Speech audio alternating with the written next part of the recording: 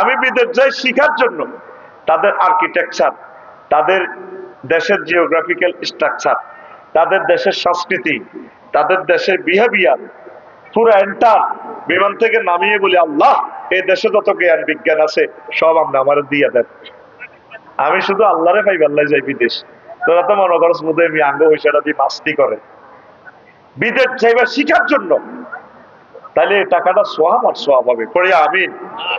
তখন অন্তত ঈদের নামাজ ওদের মাসাসি করে আনসা। নবীজি কিভাবে বলছে, কই বরাকাত থেকে মা বোনদের ঘরে তোমরা মাহরুম করিও না 100% পর্দা দিয়ে, যাতে পর্দা লঙ্ঘন না হয়।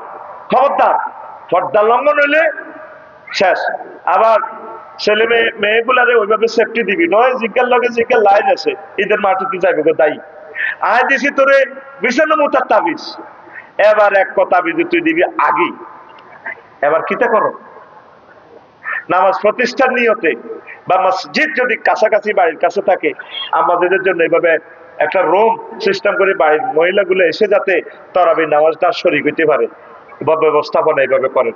আমি আমার বাসাতে সিস্টেম করবো ইনশাল্লাহ। আল্লাহ তুমি আমাকে তৌফিক দাও।